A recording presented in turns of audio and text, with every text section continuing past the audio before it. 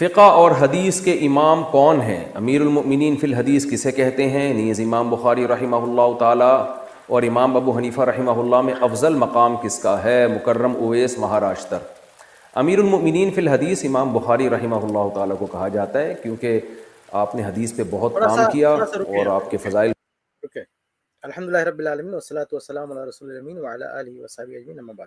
دیکھیے، امام ابو حنیفہ رحمہ اللہ بھی اہل سنت کے ائمہ میں سے ہیں، ہمیں اس سے انکار نہیں ہے۔ امام بخاری رحمہ اللہ بھی اہل سنت کے ائمہ میں سے ہیں۔ کسی بھی شخصیت پر بات ہو تو انصاف کے ساتھ بات کرنی چاہیے۔ اب اس انداز سے تقابل کریں گے جو انصاف کے خلاف ہے تو مناسب نہیں ہے، اور صرف اس لیے تاکہ اپنے حنفی مسلک کو پروموٹ کر سکیں، حنفی مسلک کو کی ترویج کے لیے اس طرح کے مغالطے آپ دیتے ہیں۔ یہاں پہ کتنی آسانی سے کہا کہ امیر المؤمنین امام بخاری کو کہا جاتا ہے۔ بھائی یہ ہضم کیوں نہیں ہو رہا آپ سے نا؟ کہا جاتا ہے۔ اگر آپ یہ کہہ دیتے ہیں امیر المؤمنین امام بخاری رحم اللہ ہیں تو کیا بگڑ جاتا آپ کا؟ تو کتنی تکلیف ہوتی ہے امام بخاری رحم اللہ کو امیر المؤمنین فی الحدیث ماننے میں، اتنی تکلیف کیوں ہوتی ہے؟ آگے بڑھائیں۔ مشہور و معروف ہیں۔ رہا یہ کہ امام بخاری کا درجہ بلند ہے یہ امام ابو حنیفہ کا، تو امام حنیفہ تو تابعین میں سے، امام بخاری تو بس بہت رک جائیں، بعد میں آئے یہاں ہیں۔ پہ رک جائیں۔ دیکھیے، بہت ہی دلیری کے ساتھ انہوں نے یہ دعویٰ کیا ہے کہ امام ابو حنیفہ رحمہ اللہ تابعین میں سے ہیں۔ تابعین میں سے ہیں، یہ صرف مفتی صاحب کا دعویٰ ہے، اس کا کوئی ثبوت نہ ان کے پاس ہے، نہ ان کے علماء کے پاس ہے، نہ فقہ حنفی کے پاس ہے، کسی کے پاس نہیں۔ دیکھیے، ہم جو تابعیت کی نفی کر رہے ہیں تو اس وجہ سے نہیں کہ امام ابو حنیفہ رحمہ اللہ کی تنقیص مطلوب ہے، نہیں۔ جو شخصیت تابعیت کے مقام پر نہیں پہنچتی، جس کا کوئی ثبوت نہیں ہے، آپ زبردستی کیوں جو ہے تابعی کہیں گے؟ تو امام ابو حنیفہ رحمہ اللہ کی کسی ایک بھی صحابی سے ملاقات ثابت نہیں ہے، ایسی کوئی روایت موجود نہیں ہے۔ یہ کچھ جھوٹی روایتیں پیش کر کے اس طرح کا دعویٰ کرتے ہیں، یا مردود بے سرپیر کی روایتیں جو ہے پیش کر کے اس طرح کی دعویٰ کرتے ہیں۔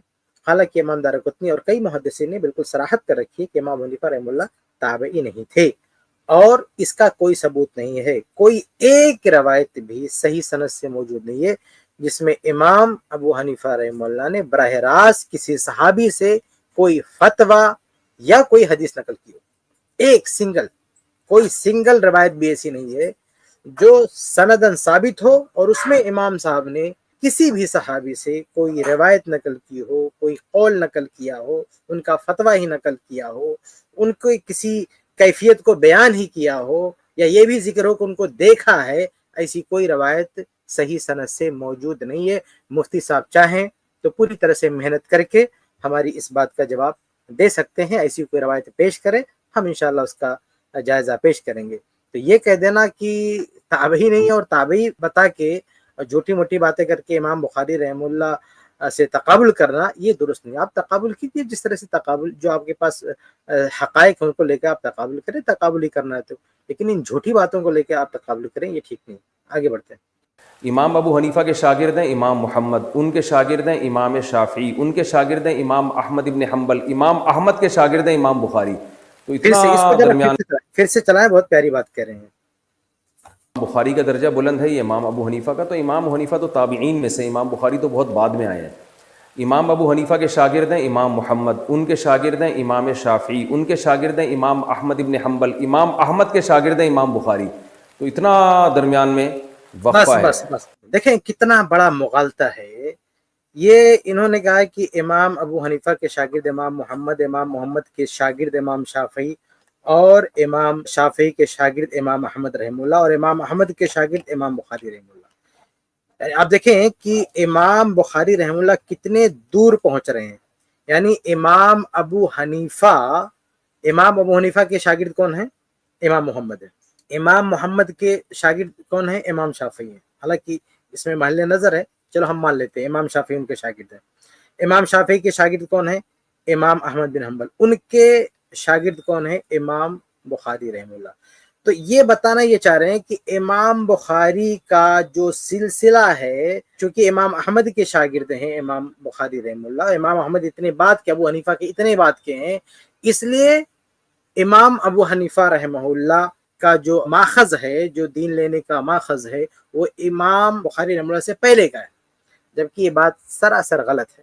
دیکھیں، اس سے کوئی یہ سمجھ سکتا ہے کہ اللہ کے رسول صلی اللہ علیہ وسلم سے کوئی بات نقل کرنے میں امام بخاری بہت بعد میں لائن پہ قطار میں لگتے ہیں، جبکہ ابو حنیفہ رحمہ اللہ پہلے کھڑے ہیں، حالانکہ سچائی اس کے برعکس ہے۔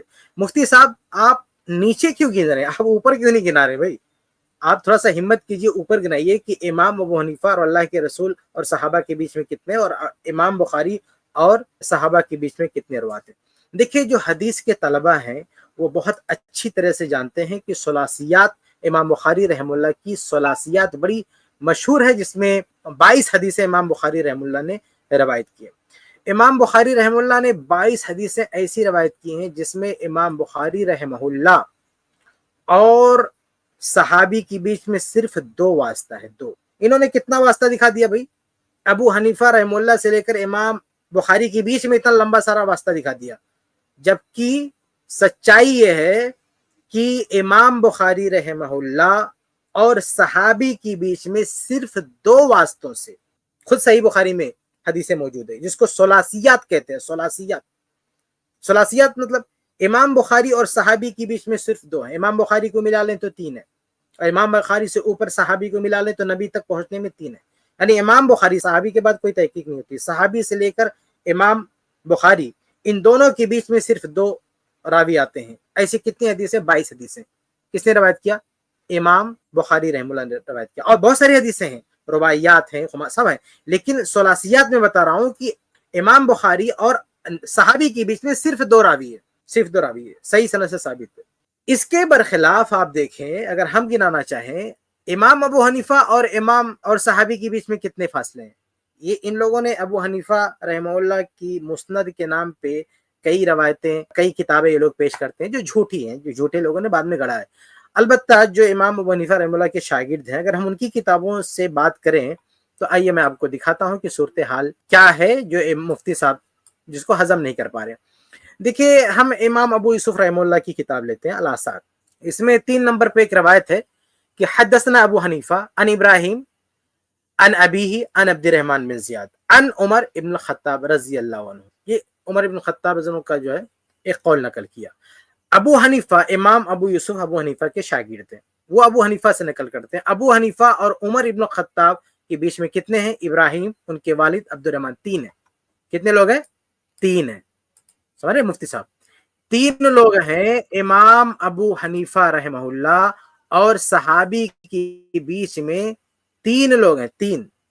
ہم نے کہا نا کہ امام بخاری رحمہ اللہ اور صحابی کے بیچ میں صرف 2 روایت ہیں، ایسی 22 حدیثیں موجود ہیں، اور یہ الاثار سے میں آپ کو دکھا رہا ہوں کہ امام ابو حنیفہ رحمہ اللہ اور عمر ابن الخطاب رضی اللہ عنہ کے بیچ میں 3 راوی ہیں۔ تو فاصلہ اگر ایسے تقابل کرنا نا، کچھ ادھر کا لے کے کچھ ادھر کا لے کے، تو ہم بھی تو تقابل کر سکتے ہیں کہ دیکھیں امام بخاری اور صحابی کے بیچ میں صرف 2 کا فاصلہ، ادھر امام ابو حنیفہ اور صحابی کے بیچ میں 3 کا فاصلہ ہے۔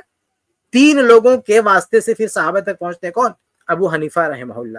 اچھا ایک اور روایت آپ دیکھ لیں، اسی آثار سے، آثار ہی کی روایت ہے، روایت 6 نمبر، اس میں ابو حنیفہ عن حماد عن ابراہیم عن الاسود انه ابصر عمر بن الخطاب۔ یہ بھی حدیث نہیں، یہ اصل میں آثار کی کتاب ہے، حدیث تو بہت کم ہے، یہ آثار صحابہ ہیں۔ اس میں امام ابو حنیفہ رحمہ اللہ اور عمر ابن الخطاب رضی اللہ عنہ کے بیچ میں کتنے لوگ ہیں؟ حماد، ابراہیم، اسود، 3 لوگ ہیں، 3 لوگ ہیں۔ کتنے ہیں؟ 3 لوگ ہیں۔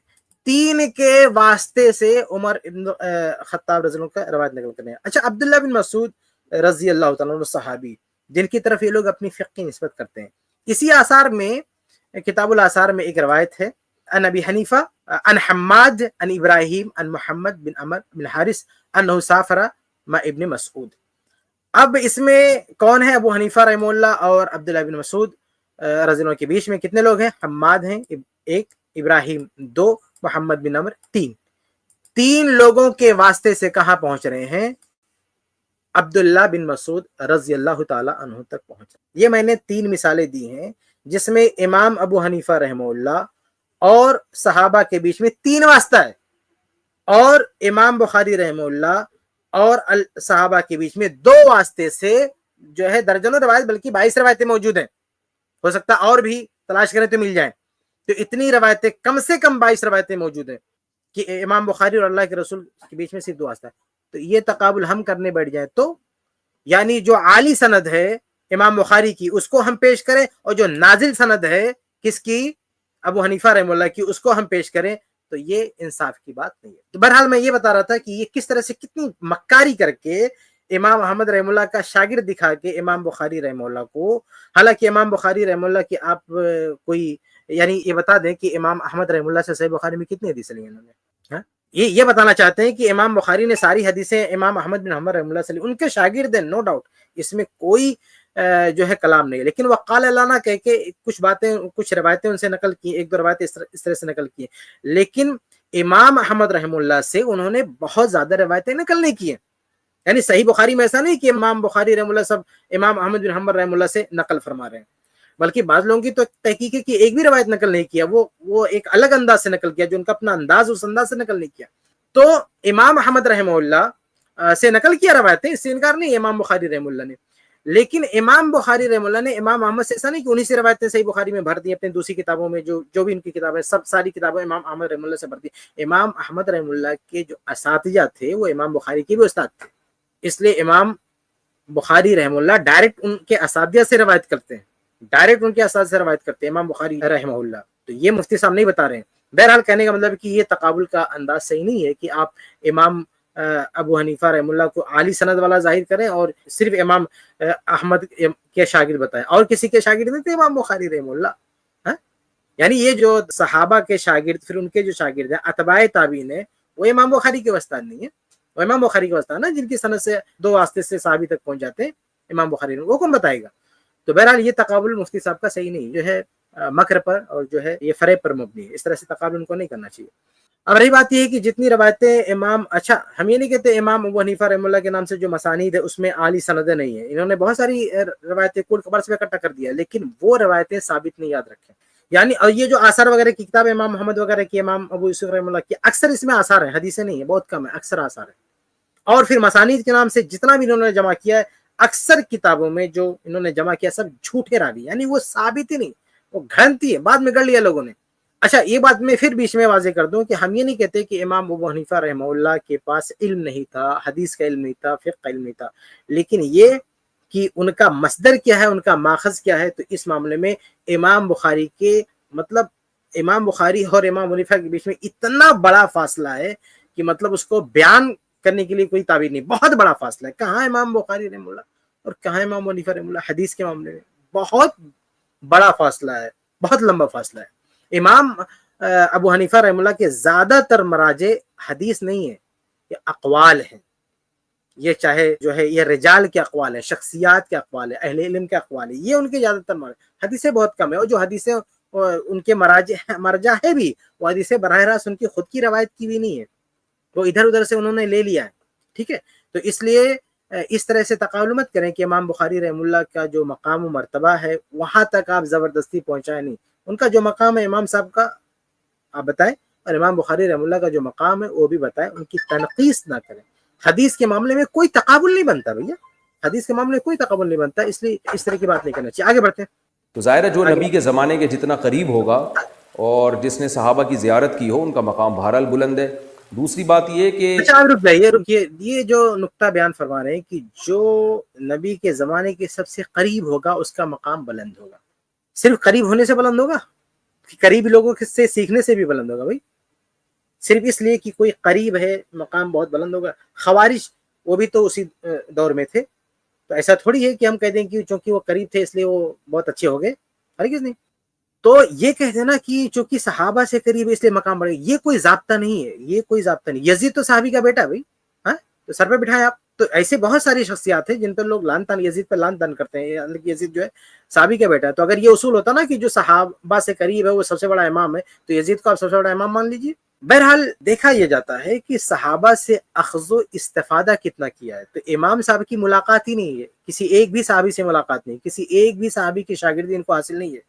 یہ مفتی صاحب جتنا چاہے زور لگا دیں، کوئی ایک حوالہ نہیں پیش کر سکتے جو صحیح ہو، ان کا گھڑنتو نہ ہو، جائیں جتنا زور لگا کے پیش کرتے ہیں، ہم دیکھتے ہیں کہاں سے حوالہ لے کے آتے ہیں کہ امام حنیفہ رحمہ اللہ نے کسی ایک صحابی سے ملاقات نہیں کی ہے۔ تو یہ جو اصول انہوں نے بیان کیا ہے کہ جو قریب ہے، تو قریب کب یہ ثابت ہوگا بھائی؟ جب ان سے استفادہ کریں گے، ان سے پڑھیں گے۔ تو امام ابو حنیفہ رحمہ اللہ نے جس قدر عالی سندوں سے، یہ غور سے سنیے، امام بخاری رحمہ اللہ نے جتنی عالی سندوں سے روایتیں نقل کی, اتنی عالی سندوں سے امام ابو حنیفہ رحمہ اللہ نے روایتیں نہیں نقل کی ہیں.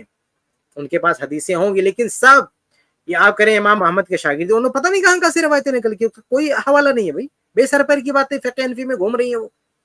تو یہ بات یاد رکھیں کہ امام بخاری رحمہ اللہ اللہ کے رسول تک پہنچنے میں بیچ میں جتنی عالی سندیں ان کے پاس ہیں اتنی عالی سندیں امام ابو حنیفہ رحمہ اللہ کے پاس نہیں. یہ محض دعویٰ ہے, کتابوں میں جو دکھ رہا ہے وہ دعویٰ ہے, وہ ثابت شدہ نہیں ہے.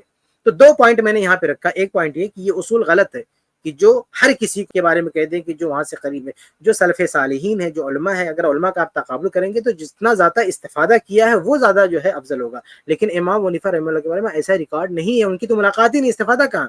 اور سب سے کم یعنی اللہ کے نبی صلی اللہ علیہ وسلم کی حدیثیں یا صحابہ کرام سے لینے میں سب سے کم واسطہ, جتنا کم واسطہ امام بخاری رحمہ اللہ کو, ایک کم واسطے سے جتنی مقدار میں امام بخاری رحمہ اللہ کے پاس روایت ہے اتنی مقدار میں کم واسطے سے یعنی عالی سند سے امام ابو حنیفہ رحمہ اللہ کے پاس روایات نہیں ہیں.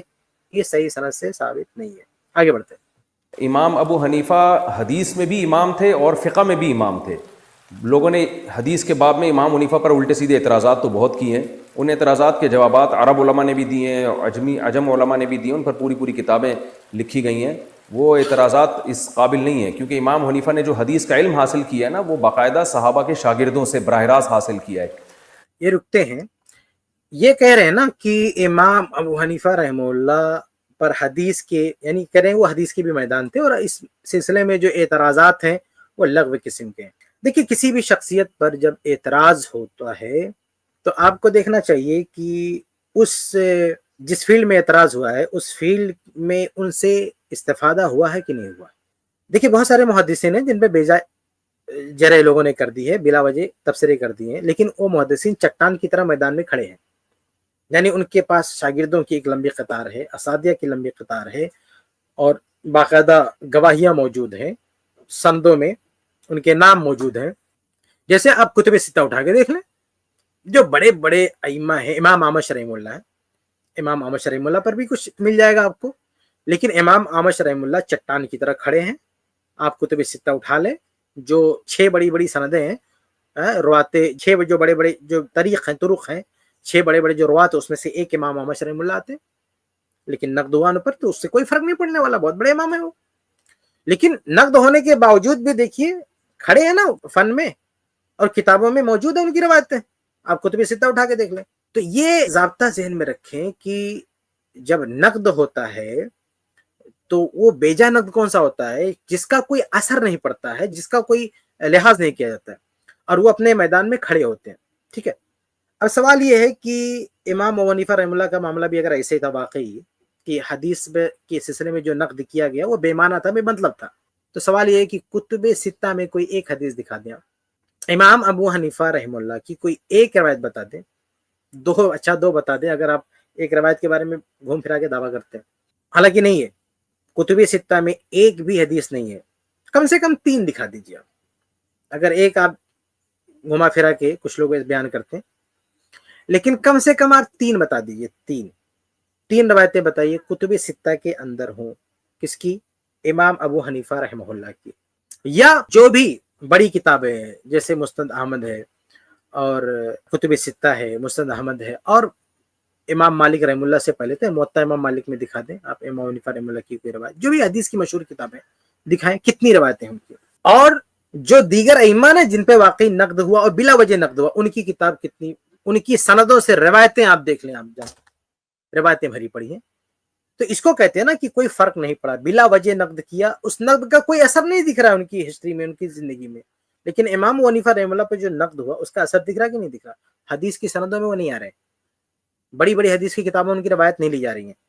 یہ چیز ہے, باقاعدہ ان کی تضعیف کی جا رہی ہے, تو اس کا اثر دکھ رہا ہے. اس سے آپ تول سکتے ہیں کہ بلا وجہ نقد ہے کہ با وجہ نقد ہے.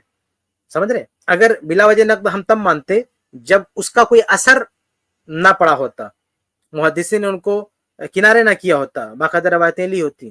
لیکن جب اس کا اثر ہم کو دکھ رہا ہے, حدیث کی بڑی بڑی کتابوں میں ان کا کوئی نام و نشان نہیں دکھ رہا ہے, اس لیے ہم کہتے ہیں کہ یہ بلا وجہ نقد نہیں تھا. اچھا, نقد سے مراد وہ نہیں ہے جو مطلب ان کی شخصیت پر, ان کی ذات پر, نقد سے مراد حدیث میں ضعیف تھے, بس یہ مراد ہے, باقی چیزوں پر ہم بات نہیں کرتے. ٹھیک ہے, آگے بڑھتے ہیں. حاصل کیا ہے نا وہ باقاعدہ صحابہ کے شاگردوں سے براہ راست حاصل کیا ہے. عبداللہ بن مسعود کا علم انہوں نے عبداللہ بن مسعود کے شاگردوں سے حاصل کیا، حضرت علی کا علم انہوں نے حضرت علی کے شاگردوں سے حاصل کیا، اور عبداللہ بن مسعود کے شاگردوں سے حاصل کیا. تو اور یہی وجہ ہے کہ مسائل کے باب میں آدھی سے زیادہ امت نے امام ابو حنیفہ کو فالو کیا ہے. تو امام بخاری کا مقام حدیث میں ہے اور امام ابو حنیفہ کا مقام فقہ میں ہے، اور فقہ میں مقام حدیث کے علم کے بغیر آ نہیں سکتا.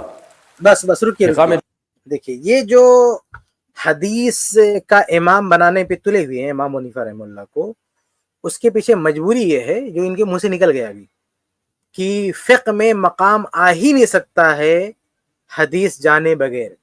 یعنی حدیث اگر نہیں پتا ہے تو فقہ میں مقام کیسے بن سکتا ہے؟ تو یہ ان کی مجبوری ہے، اس لیے وہ زبردستی ان کو جو ہے حدیث کا امام بنانے پہ تلے ہوئے ہیں. بھائی حدیث کی کتابیں موجود ہیں، حدیث کے جو بڑے بڑے ائمہ موجود ہیں، ان کی تصریحات موجود ہیں. اچھا ایک اور بات، مزے کی بات بتاؤں، اس سے ایک عام فہم بات بتا دوں آپ کو، پول کھل جائے گا کہ حدیث میں کتنے بڑے امام ہیں. آپ دیکھیں جرح و تعدیل کے ائمہ جو حدیث کے بڑے بڑے امام ہیں، وہ بڑے بڑے امام کے اقوال جرح و تعدیل بھی ملتے ہیں، یعنی روات پر کلام ملتا ہے، روات پہ نقد ملتا ہے، یہ ساری چیزیں ملتی ہیں. امام ابو حنیفہ رحمہ اللہ سے کہاں ملتا بھی؟ کس پر انہوں نے نقد کیا، کس کی تضعیف کی؟ وہ ایک جابر الجوفی جو کذاب راوی تھا، اس کے بارے میں ملتا ہے. اور بعض روایتوں، اچھا یہ ان کے استاد ہیں، وہ اپنے استاد کے بارے میں ایک تبصرہ، ایک دو ایسے تبصرہ ملتا ہے. باقی ان کا کلام بھی تو ملتا ہے، حدیث کی تہذیب پہ کلام، روات پہ کلام، طرق پہ کلام، یہ سب نہیں ملتا ہے. تو پریکٹیکل ان کی زندگی میں یہ سب ملتا بھی نہیں، اور آپ کہتے نہیں وہ حدیث کے جو ہے امام ہیں. تو یا تو باقاعدہ سندوں میں وہ آئے ہیں، یا انہوں نے ایسا کیا ہو، یا کسی نے شہادت دی ہو کہ ان کے پاس بہت حدیث کا علم تھا. ان تین میں سے کوئی ایک ہونا چاہیے تو چلے مانے کہ حدیث کے بہت بڑے جانکار ہیں.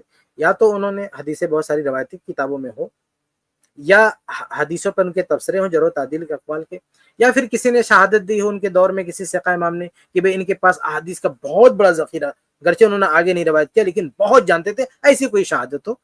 ورنہ ان تینوں چیزوں کے بغیر آپ یہ ایسے دعویٰ نہیں کر سکتے کہ وہ حدیث کے بہت بڑے امام تھے. آگے بغیر آ نہیں سکتا. فقہ میں جو مقام ہے نا، عبداللہ بن مبارک رحمہ اللہ تعالیٰ بہت بڑے محدث ہیں، جن کا نام امام بخاری بھی بڑے عزت اور احترام سے لیتے ہیں. وہ امام حنیفہ کی تعریف میں انہوں نے ایک پوری نظم لکھی ہے کہ امام حنیفہ کے علم کی انہوں نے تعریف کی. اور علم جو تھا اس سے مراد تھا قرآن و حدیث کا علم. قرآن اور حدیث یعنی جس میں قرآن بھی ہو اور اس میں حدیث بھی ہو. قرآن و حدیث کا علم پہلے آتا ہے، فقہ کا علم پھر بعد میں آتا ہے. دیکھیے امام ابو حنیفہ رحمہ اللہ کا جو مقام ہے، جو فقہ میں مقام ہے، اس مقام سے ہم ان کو نہیں گرا رہے ہیں. ان کا ہم امام مانتے ہیں، بہت بڑا امام مانتے ہیں. یہ بھی مانتے ہیں کہ ایک بہت بڑا حصہ ان کو فالو کرتا ہے، ان کی تقلید کرتا ہے، یہ سب ہم مانتے ہیں، اس سے انکار نہیں. لیکن وہ حدیث کے معاملے میں ضعیف تھے، اور ان کے تعلق سے ان کے نام کو پیش کر کے آپ جب امام بخاری سے بڑا بنا کے پیش کرتے ہیں تو یہ ہماری مجبوری بن جاتی ہے کہ ہم اس پر بات کریں. امام حنیفہ رحمہ اللہ پر بات کرنے کی کوئی ضرورت نہیں، لیکن جب آپ امام بخاری کے مقابل میں ان کو کھڑا کریں گے، امام بخاری کو چھوٹا بنا کے پیش کرنے کی کوشش کریں گے، اور یہ سب کے پیچھے مقصد یہ ہوگا کہ فقہ حنفی کو پروموٹ کریں، تو پھر ہماری یہ مجبوری ہو جاتی ہے کہ ہم اصل حقیقت سامنے رکھیں. ہمارا مقصد تنقیص کرنا نہیں امام ابو حنیفہ رحمہ اللہ کی، نا، ہمارا مقصد صرف یہ کہ جن کا جو اصلی مقام تھا وہ ہم آپ کے سامنے بتائیں، اور امام بخاری رحمہ اللہ کا جو اصلی مقام تھا وہ ہم آپ کے سامنے بتائیں. تو انہوں نے جو یہ کہا نا کہ عبداللہ بن مبارک نے بڑی تعریف کی ان کے شان میں قصیدے کے، میرے بھائی یہ سچی باتیں نہیں ہیں، بہت تکلیف دہ بات ہے. لیکن اب آپ بلا وجہ آپ لوگ جو ہے عبداللہ ابن مبارک کا نام لیتے ہیں اور ان کے نام لے کر جھوٹی باتیں منسوب کرتے ہیں، تو یہ آپ کو زیور نہیں دیتا. ورنہ آپ کتابیں اٹھائیں، صحیح سندوں سے روایات موجود ہیں کہ امام عبداللہ بن مبارک نے کیا کہا ہے. یہ ابن ابی حاتم رحمہ اللہ نے بالکل صحیح سند سے نقل کیا ہے جرح و تعدیل میں. امام عبداللہ بن احمد نے بھی نقل کیا، کئی لوگوں نے نقل کیا، سند بالکل صحیح ہے کہ ابن مبارک رحمہ اللہ کہتے تھے کان ابو حنیفہ مسکیناً فی الحدیث، ابو حنیفہ رحمہ اللہ حدیث میں مسکین تھے، یعنی حدیث ان کے پاس بہت کم تھی.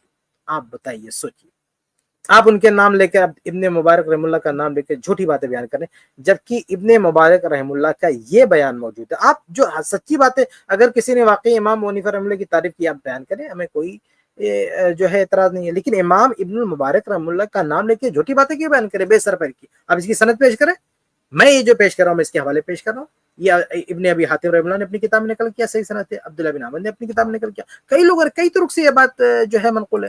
اس کے علاوہ امام ابن المبارک رحمہ اللہ، اس میں کوئی شک نہیں کہ ابن المبارک رحمہ اللہ ان سے سیکھنے گئے تھے، ان سے پڑھنے گئے تھے، لیکن عبداللہ بن مبارک ان سے جب وہاں سے لوٹے تو اس پہ وہ افسوس کا اظہار کر رہے تھے۔ انہوں نے اپنی وفات سے پہلے وصیت کیا کہ جو بھی کتابیں، جو بھی حدیثیں میں نے امام صاحب سے لی ہیں، انہوں نے جو وصیت کی تھی اس کا مفہوم یہ تھا کہ جو بھی حدیثیں ان سے ہیں ان کو مٹا دینا، یعنی اس کو مٹا دینے کا، اس کو، بلکہ ایک روایت میں تو کہا کہ جو بھی میں نے سیکھا نا، میں جا کے اپنے گھر پہ جا کے سب کو ڈیلیٹ کر دوں گا، سب کو ختم کر دوں گا، مجھے یہ روایتیں نہیں چاہیے۔ تو عبداللہ بن مبارک بالکل بھی متاثر نہیں تھے، بلکہ ان کی ساری روایتوں کو ہٹا دیا، ان کی روایتوں کو بیان بھی نہیں کرتے تھے، چھوڑ دیا انہوں نے ان کی ساری روایتوں کو۔ یہ وہی ہے نا عبداللہ بن مبارک جو امام ابو حنیفہ رحمہ اللہ کے پاس جب گئے تھے پڑھنے کے لیے ان کے پاس، تو ایک واقعہ ملتا ہے کہ امام ابو حنیفہ رحمہ اللہ نماز پڑھ رہے تھے۔ آپ کہنے کی بڑی تعریف کر رہے تھے، لیکن سچائی کیا ہے وہ بھی دیکھیں کہ نماز پڑھ رہے تھے، نماز پڑھتے ہوئے امام عبداللہ بن مبارک رحمہ اللہ انہوں نے رفع الیدین کیا، ٹھیک ہے۔ اب امام ابو حنیفہ رحمہ اللہ نے رفع الیدین نہیں کیا، امام ابو حنیفہ رحمہ اللہ نے رفع الیدین نہیں کیا، اور یہ بغل میں تھے، بالکل بغل میں تھے۔ تو جب نماز ختم ہو گئی تو امام، اچھا یہ روایت کہاں جو آپ کو بتا رہا ہوں، یہ آپ بہت ساری جیسے السنہ عبداللہ بن احمد رحمہ اللہ کی کتاب میں، ابن حبان رحمہ اللہ نے ثقات میں، خطیب بغدادی نے تاریخ بغداد میں، بہت ساری کتابوں میں یہ روایت موجود ہے۔ تو سلام پھرنے کے بعد کہا ہے ابو حنیفہ رحمہ اللہ نے کہ قد رأیتک ترفع یدیک حین افتتحت الصلاۃ فاردت، تو میں نے دیکھا جب آپ نماز شروع کر رہے تھے تو میں نے دیکھا کہ تم اڑنے کی کوشش کر رہے تھے، ہاں جو ہے رأیت تکثر رفع الیدین، یہ کہا کہ میں نے دیکھا کہ آپ، اچھا یہ تو ابن مبارک کا قول ہے۔ ابو حنیفہ رحمہ اللہ نے کہا، قال ابو حنیفہ عبداللہ، ابو حنیفہ رحمہ اللہ نے عبداللہ بن مبارک سے کہا کہ یا ابا عبد الرحمن، یہ رأیتک تکثر رفع الیدین، کہ کیا بات ہے کہ تم اتنی زیادہ کثرت سے رفع الیدین کر رہے تھے، ایسا لگ رہا تھا کہ تم اڑنا چاہ رہے تھے۔ تو عبداللہ بن مبارک نے جواب دیا، کیا جواب دیا؟ کہا کہ یا ابا حنیفہ، کہ اے ابو حنیفہ رحمہ اللہ، میں نے آپ کو دیکھا کہ جب آپ نے نماز شروع کی تو آپ نے اڑنے کی کوشش کی، تو اس پر وہ جو ہے خاموش رہے، اس حاضر جوابی پر وہ خاموش ہو گیا۔ آپ دیکھیں یہ واقعہ کہ وہ پوری بصیرت کے ساتھ رفع الیدین کر رہے ہیں عبداللہ بن مبارک، اور اب امام ابو حنیفہ رحمہ اللہ نہیں کر رہے ہیں رفع الیدین، اور یہ ان کو تھوڑا سا اس پہ طنز کر رہے ہیں۔ اس طنز کا انہوں نے جواب دی دیا کہ پہلی بار آپ نے بھی تو کوشش کیا اڑنے کی، تو آپ نہیں اڑ پائے، تو آپ نے کوشش کیا تو ہم اکیلے کہاں اڑنے والے، تو آپ نے بھی شروع میں اڑنے کی کوشش کی نا۔ تو آپ بتائیے یہ معاملہ ہوا ان کے ساتھ، اور آپ کہہ رہے ہیں کہ بہت قصیدے پڑھے۔ تو یہ جنہوں نے قصیدے پڑھے، جنہوں نے تعریف کی، وہ حوالے آپ پیش کریں، ہمیں کوئی مطلب نہیں ہے، لیکن امام ابن المبارک رحمہ اللہ کے تعلق سے یہ باتیں نہ پیش کریں، کیونکہ سچائی کچھ اور ہے۔ یہ چند باتیں میں نے آپ کے سامنے رکھی، ورنہ بہت کچھ ہے جو پیش کیا جا سکتا ہے، لیکن اس کو بہرحال جانے دیجیے۔ آپ رجال کی کتابوں میں دیکھیں گے تو امام ابن المبارک رحمہ اللہ کے بہت سارے تفسرے ہیں امام حنیفہ رحمہ اللہ کے تعلق سے۔ آگے بڑھتے ہیں۔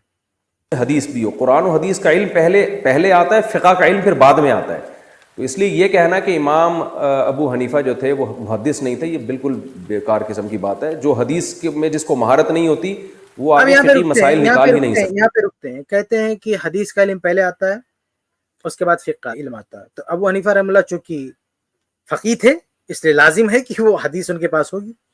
دیکھیے بھائی، فقہ میں مہارت کے لیے ضروری نہیں ہے کہ ان کے پاس جو ہے حدیثیں ہوں۔ ایک آدمی علماء کے، فقہا کے اقوال پڑھ کے بھی فقہ میں مہارت حاصل کر سکتا ہے، سمجھ رہے؟ امام حنیفہ رحمہ اللہ کے حوالے سے آپ دیکھیں گے کتابوں میں جو آثار ان کے شاگردوں کی جو روایتیں، اکثر وہ آثار نقل کرتے ہیں، اکثر وہ اقوال نقل کرتے ہیں، حدیثیں نقل نہیں کرتے ہیں، ٹھیک ہے؟ تو اقوال نقل کر کے، فتاوی نقل کر کے، اس میں بھی ایک اچھی خاصی مہارت ہو سکتی ہے۔ کوئی ضروری نہیں کہ آدمی کے پاس جو ہے حدیثیں ہوں، اور اس کی وجہ سے چونکہ حدیثیں صحیح سندوں سے اور مضبوط ذرائع سے نہیں ہوتی ہیں، تو پھر مسئلہ یہ ہوتا ہے کہ پھر وہ اقوال کی بنیاد پر جو فقاہت ملتی ہے، پھر وہ کتاب و سنت سے ٹکراتی بہت ہے۔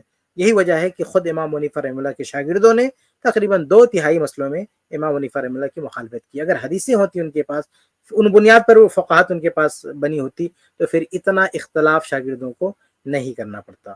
تو بہرحال یہ حضرت کہنا یہ چاہتے ہیں کہ جو کہ فقیہ تھے، اس لیے حدیث رہے گی، تبھی تو حدیث پہلی سیڑھی ہے، ایسا نہیں ہے۔ حدیث کے بغیر بھی، حدیث جس نے طلب نہیں کیا، حدیث حاصل نہیں کیا، اور فقہی کتابیں پڑھ لی، اقوال پڑھ لیے تو بھی اس کے اندر فقاہت آ سکتی. البتہ اس کا الٹ، یعنی جس نے حدیثیں پڑھی بہت ساری، تو حدیثیں جب آلریڈی پڑھ لی، طے ہو گیا، تو ظاہر سی بات ہے کہ اس کے بعد فقاہت یہ طے ہے، الا کی 2-3 حدیثیں کسی نے روایت کی ہوں تو وہ فقیہ نہیں ہے، لیکن بہت بڑا ذخیرہ جس نے روایت کیا ہو یہ ہو ہی نہیں سکتا کہ فقیہ نہ ہو. آگے کہ امام ابو حنیفہ جو تھے وہ محدث نہیں تھے، یہ بالکل بیکار قسم کی بات ہے. جو حدیث میں جس کو مہارت نہیں ہوتی وہ آگے فقہی مسائل نکال ہی نہیں سکتا ہے. تو جس کو فقہ کا امام کہہ دیا نا، وہ حدیث تو خود بخود آ گئی اس کے ضمن میں. رہا یہ مسئلہ کہ امام بخاری کو امیر المومنین فی الحدیث کیوں کہا جاتا ہے، تو کسی کو بھی کوئی لقب جب دے دیا جاتا ہے نا تو اس کی وجہ یہ ہوتی ہے کہ وہ اس میں خاص ممتاز ہوتے ہیں. تو امام بخاری نے حدیث پہ کام بہت کیا ہے. اور یہ جو چاروں امام ہیں نا، امام ابو حنیفہ، امام مالک، بس امام بس احمد بس ابن بس تھوڑا سا رکتے ہیں، بہت پیاری بات کی انہوں نے. امام بخاری نے حدیث پہ کام بہت کیا، امام بخاری نے حدیث پہ کام بہت کیا تو اس لیے وہ محدث ہیں. ٹھیک ہے، امام ابو حنیفہ رحمہ اللہ نے حدیث پہ کام کیا، حدیث پہ انہوں نے کام نہیں کیا. امام بخاری رحمہ اللہ نے کام کیا ہے، امام ابو حنیفہ رحمہ اللہ نے حدیث پہ کام نہیں کیا. اس کی وجہ کیا ہے؟ چلو حدیث پہ کام اس طرح سے ہو سکتا ہے کہ رجال پہ کلام کیا، طرق پہ کلام کیا، کتابیں لکھی، لیکن ان کے پاس اپنے جو شاگرد ہیں، امام محمد رحمہ اللہ، امام ابو یوسف رحمہ اللہ، صرف ان جو ان کے قریبی شاگرد ہیں، بتائیے کتنی حدیث نکل کے مونی رحمہ اللہ سے. باقی جو مسانید وغیرہ تو سب جھوٹی باتیں ہیں، لیکن جو ان کے شاگرد ہیں کتنا ان کے پاس جو ہے ذخیرہ ہے حدیث کا.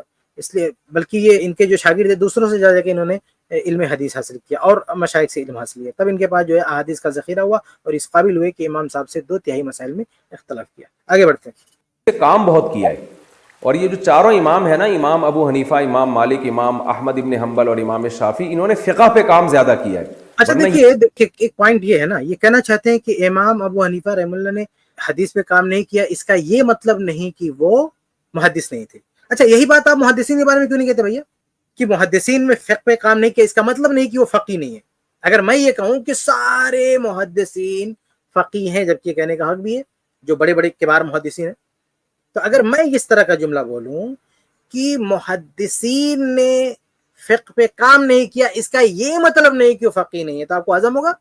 نہیں ہضم کر پائیں گے نا. تو پھر آپ ایسی بات کیوں کہتے ہیں اپنے لیے؟ آپ کہہ رہے ہیں کہ امام ابو حنیفہ رحمہ اللہ نے حدیث پہ کام نہیں کیا، اس کا یہ مطلب نہیں کہ وہ محدث نہیں ہے. تو اگر ہم یہ کہیں کہ جو محدث فقہ پہ کام نہیں کیا، اس کا یہ مطلب نہیں کہ وہ فقیہ نہیں ہے، ایسے میں پلٹ دوں اسی بات کو، الٹ دوں، تو کیسا رہے گا؟ بہرحال اس میں تو ایک مضبوط بات ہے کہ اگر یہ طے شدہ ہو جاتا ہے، یہ متعین ہو جاتا ہے کہ کسی محدث کے پاس احادیث کا بہت بڑا ذخیرہ ہے، تو لازم بات ہے کہ اس کے پاس جو ہے اچھی خاصی فقاہت ہے. ہاں 1-2 حدیثیں، چند حدیثیں کسی کے پاس ہیں تو ہم یہ نہیں کہہ سکتے فقیہ ہے، لیکن بہت بڑا ذخیرہ کسی کے پاس ہے تو یقیناً فقیہ ہے. آگے یہ بھی چاروں حدیث کے بہت بڑے امام اس تھے. کو میں مدلل بھی کر دوں، اس بات کو میں مدلل بھی کر دوں جو میں کہہ رہا ہوں نا، کہ اگر کسی کے پاس حدیث کا بہت بڑا ذخیرہ ہے، وہ حدیث کا شوق رکھتا ہے، تو دیکھیں صحیح بخاری کی حدیث ہے کہ ابو ہریرہ رضی اللہ تعالیٰ عنہ نے اللہ کے نبی صلی اللہ علیہ وسلم سوال کیا کہ اللہ کے رسول قیامت کے دن وہ کون خوش نصیب لوگ ہوں گے؟ من اسعد الناس بشفاعتک یا رسول اللہ، آپ کی جو ہے سفارش قیامت کے دن ان کو نصیب ہوگی، وہ کون سے خوش نصیب لوگ ہوں گے؟ تو اللہ کے نبی صلی اللہ علیہ وسلم نے جواب دینے سے پہلے ان کی تعریف کی، کہا مجھے پتا تھا کہ اتنا پیارا سوال تمہارے علاوہ کوئی نہیں کر سکتا، لِحِرْصِکَ عَلَى الْحَدِيثِ، کیونکہ تم حدیث کے حریص ہو. تو اللہ کے نبی صلی اللہ علیہ وسلم نے ان کی جو تعریف کی، کس چیز کی تعریف تھی؟ فقاہت کی تعریف تھی. اچھا سوال بھی فقہ ہے، اچھا سوال کرنا بھی بہت بڑی فقاہت ہے. تو اچھے سوال کی نبی تعریف کر رہے ہیں اور اس کی توجیہ کیا کر رہے ہیں کہ تم حدیث کے بڑے حریص ہو، اس وجہ سے یہ پیارا سوال تمہارے ذہن میں آیا. اس کا مطلب یہ کہ اگر کسی کے پاس حدیث کا بہت بڑا ذخیرہ ہے تو کنفرم یہ ہے کہ اس کے پاس بصیرت بھی ہے، اس کے پاس اجتہاد عمل کا بھی ہے اور اس کے پاس فقاہت بھی ہے. آگے اور امام شافعی، انہوں نے فقہ پہ کام زیادہ کیا ہے، ورنہ یہ بھی چاروں حدیث کے بہت بڑے امام تھے. لیکن امام بخاری نے خاص حدیث کو فوکس کیا، اور ان کا سب سے بڑا کارنامہ یہ ہے کہ انہوں نے وہ احادیث جن کی صحیح ہونے پر پوری امت کا اتفاق تھا، ان احادیث. ایک اور بات کہتے ہیں امام بخاری رحم اللہ کے بارے میں کم سے کم اتنا تو آپ کو کہنا چاہیے نا کہ یہ بات صحیح ہے کہ امام بخاری رحم اللہ نے فقہی معاملات میں اتنے فتاوا، اتنے اجتہادات امت کے سامنے نہیں پیش کیے جو اور لوگوں نے کیے ہیں. لیکن امام بخاری رحم اللہ کے فتاوا کی، اجتہادات کی ایک بہت بڑی تعداد ان کی کتاب صحیح بخاری میں موجود ہے. اسی لیے کہا جاتا ہے فقہ البخاری فی تراجمی، امام بخاری کی فقہ ان کے تراجم میں ہے. اور حافظ ابن حجر رحمہ اللہ جن کی کتاب تقریب ہے، اس میں وہ ان کی فقاہت کی شہادت دیتے ہیں، کیونکہ امام بخاری کو سب سے زیادہ وہی پڑھنے والے ہیں۔ تو یہ بالکل سے آپ ان کو فقاہت سے الگ نہیں کر سکتے۔ امام بخاری رحمہ اللہ بہت بڑے مجتہد مطلق، بہت بڑے فقیہ ہیں، جو ان کے ابواب پڑھ لے اور واقعی انصاف پسند ہو، وہ امام بخاری رحمہ اللہ کی ملک اجتہاد، ان کی فقاہت کی داد دیے بغیر نہیں رہ سکتا۔ آگے بڑھتے ہیں۔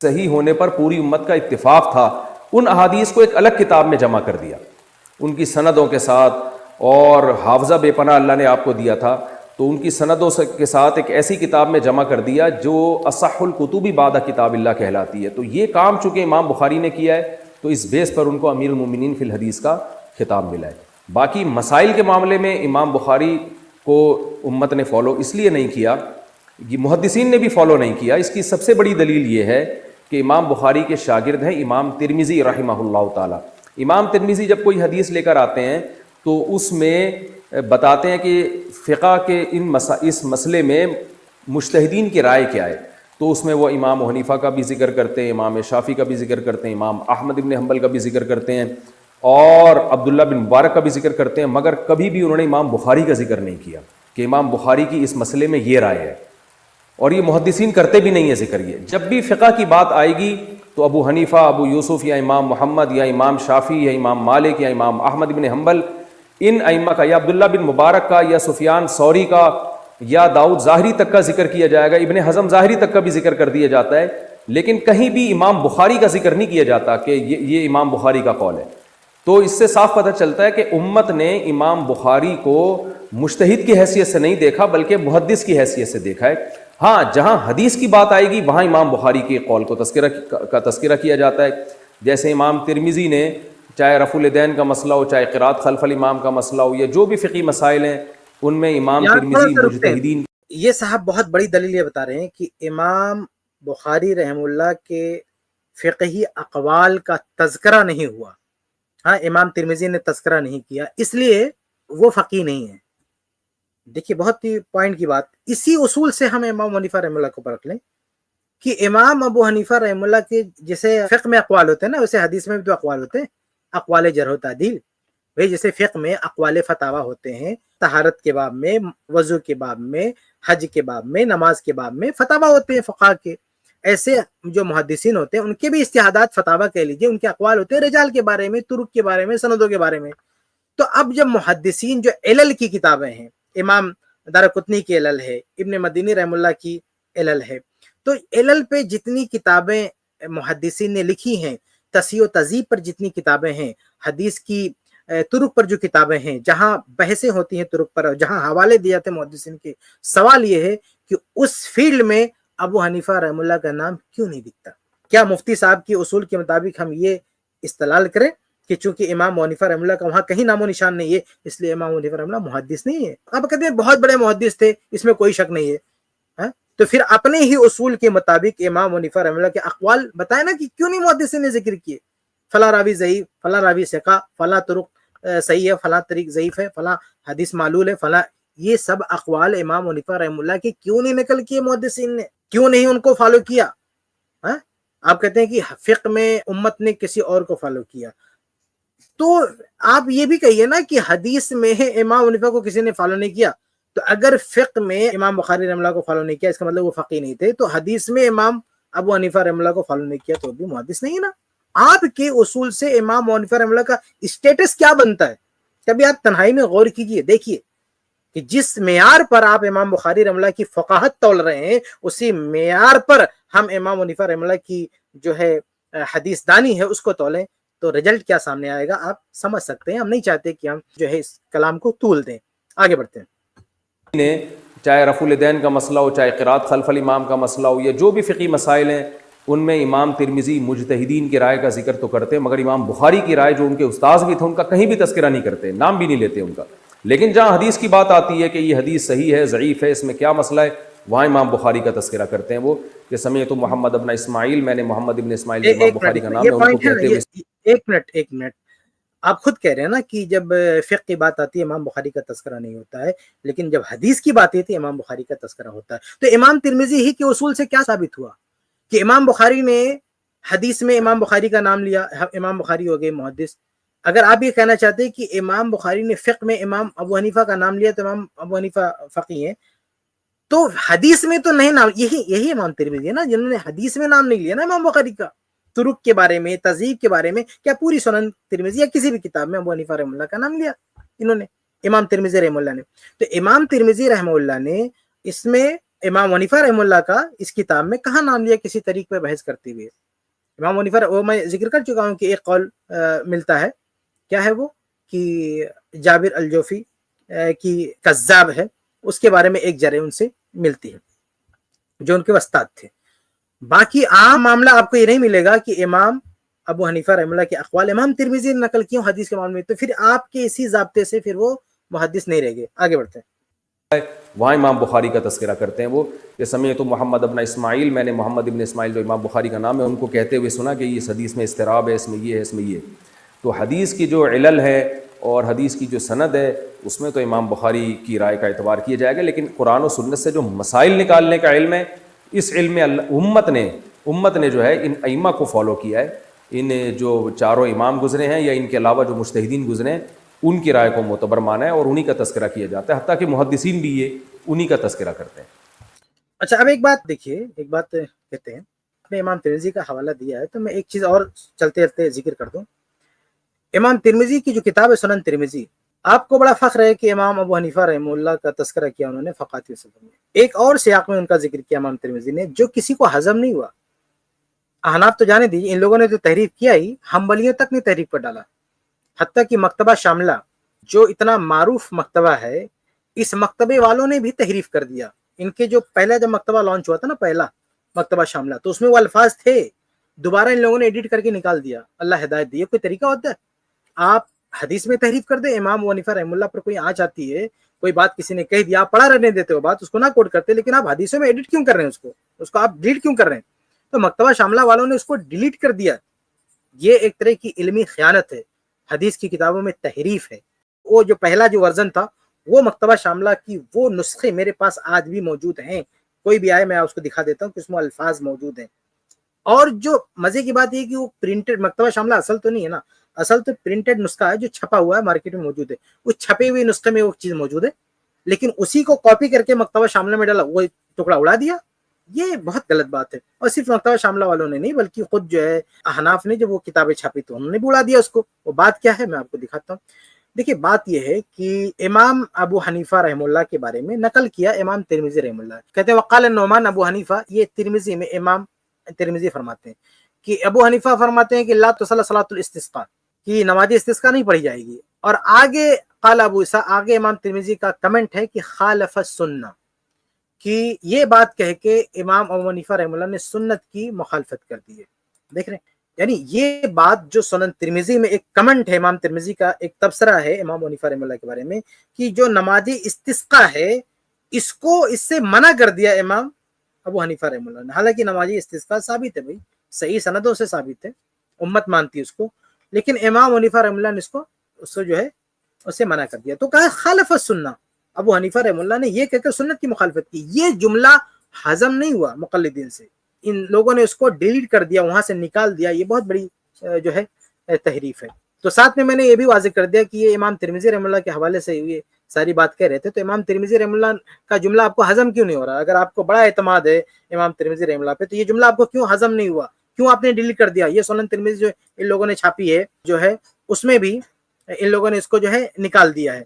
تو بہرحال ترجمے سے بھی نکال دیا، بس اس کا جو نسخہ مترجم ہے وہاں سے بھی نکال دیا، تو بہرحال عربی کی بھی کئی نسخوں سے نکال دیا ہے، ترجمے سے بھی نکال دیا ہے، حالانکہ یہ چیز باقاعدہ موجود ہے، سنن ترمذی میں موجود ہے، اور سنن ترمذی کے حوالے سے کئی کتابوں میں اس کو نقل کیا گیا ہے، وہ بھی موجود ہے، لیکن ہم اس پہ وہ تفصیل سے نہیں جائیں گے۔ میں صرف ایسے ذکر کر رہا تھا کہ امام ترمذی کا آپ نے نام لیا تو یہ بھی ایک تلخ حقیقت ہے کہ انہوں نے جہاں سنت کی مخالفت کی بات کہہ دی ہے امام حنیفہ رحمہ اللہ کے حوالے سے، وہ چیز آپ کو ہضم نہیں، وہ نکال کے آپ نے پھینک دیا اس کو، تو کم سے کم اس کو رہنے دیتے۔